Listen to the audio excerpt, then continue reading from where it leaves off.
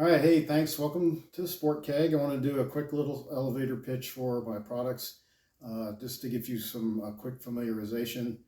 If you like craft beer and you go to the craft brewery in their tap room, a lot of times their carry-out options are kind of limited or expensive. So you can get the cans, but that takes them labor and cans and can printing and everything else, so that costs them money. Or they'll sell you a growler, like one of these, or maybe around $10. But they don't have a very good seal. This is just stamped metal with some rubber kind of sprayed inside it. So it's not a very good seal anyway. But those things all cost money. I mean, this is going to cost, or if it costs the brewery money to do the cans, well then he has to put that expense somewhere. But if he's selling it out of giant barrels behind him, a lot of times that savings can be passed on to the customer. But that depends on his pricing structure. That can vary. All I know is that there's a potential that you can save money. One of the breweries here nearby had even a special growler fill day, so it was a special discount on that particular day. Anyway, so this is you don't have to finish it all at once option like this one is. Once you've opened it, the clock is ticking. You really only got about a day or thereabouts to finish the contents of it. Because as soon as you open it and pour beer out, you're going to let air in, and oxygen is the enemy. You'll oxygenate the beer if you let oxygen in contact with it for any period of time. That's why if you remember those old kegs you used to pump air into, the next day that if there was any left over, it was flat, it was awful. So you had to throw it out. But this is an option where you don't have to finish it all at once. This is a 4-liter keg, and like with every one of my combo kits, the 4-liter keg comes with an insulated cooler bag that has a removable outer shell that you can embroider, your favorite saying on there. And in the bag comes ice packs. In this particular case, because of the height involved, there's 2 ice packs, one for the bottom half and one for the top half. These are thawed out right now, but when you freeze them flat so that all the gel doesn't run to one side and get all fat on one side. If you have to, fold it over once, but catch it on a hinge point.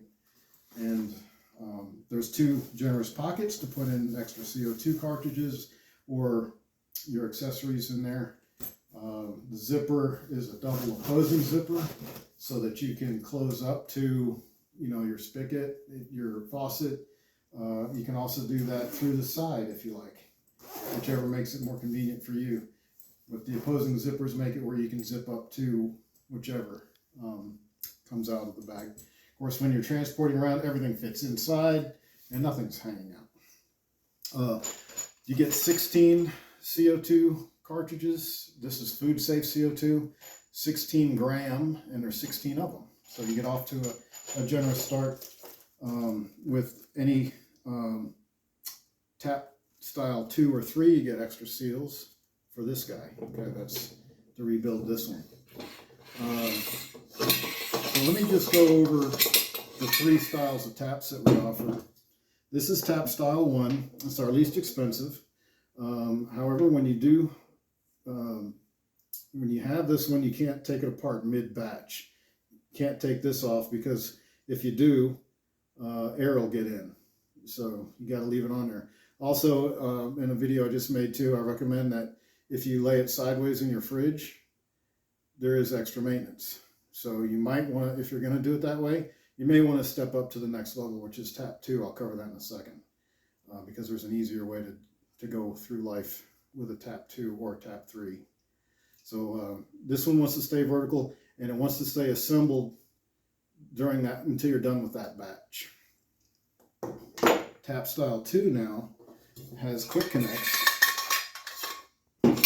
So how that works is you put your faucet, it's a picnic style faucet, put that in the middle. Black is always for beer, B for beer, B for black. always goes in the middle. Don't put them on the side or vice versa because they won't interchange. And you get this regulator. This is where your CO2 goes in. Got a knob, you can control it, and a gauge to tell you how much the pressure is inside. Just pull the little skirt up on this guy, and once you've got it that far, just push it the rest of the way from the middle. Because I used to grip them, you know, like hard like this, and it's easy to get it kind of sideways and makes it a little rough to put on there. But once you have the little skirt pulled up and you have it just on a little bit, just push it from the middle down, and it makes it a lot easier to take this on off. There's also, if you get food safe machine lubricant for, you know, like for grinders, coffee grinders need them sometimes, or meat grinders sometimes need a little lubricant inside. It's food safe. Put that on there and it actually makes it even easier. So that's tap style 2. You can lay this sideways in your fridge. I just recommend that take this off first before you lay it sideways. I did that in the wrong. I guess I just did that. Don't do it the way I just did it. Take it off and then lay it sideways. That way, there's no way beer is going to get inside here like this. Take it off also while you're traveling. If you're sloshing around or overlanding, what have you, and beer's bouncing around, just have that taken off so that beer's not going to get in. If beer does get in there, it's not the end of the world. It does come apart. Look at my other video. I took it apart. These two halves come apart, and you can clean inside there. So there's that one. And then there's tap style 3, which comes with this. This is a forward sealing, flow control, solid stainless. Put your custom handle on it if you like. And it's, like I say, it's solid stainless. This isn't some weird metal that's been chrome plated or anything. So this will last a lifetime. Hand it down to your kids. Anyway, so it just pops on in the middle. You get this regulator. Both regulators are solid brass. Well, this one has a little more brass guts in it than this one does, but this one's a little heavier duty. So if you're overlanding and it's real rough, you might step up to a larger regulator. So there's tap 3. Again, if you're going to put this sideways in your fridge, just set it like that take this off. Setting this one sideways in the fridge makes kind of for a strange angle, the way that sets up. So you might opt, if you're going to go sideways with the fridge, I think your best option is tap style 2 because of this guy, and it eliminates angle issues. So, anyway, especially if you have a 10 liter, which is like huge, about that big around and about that tall. If you're putting that sideways in your fridge, it saves a lot of space.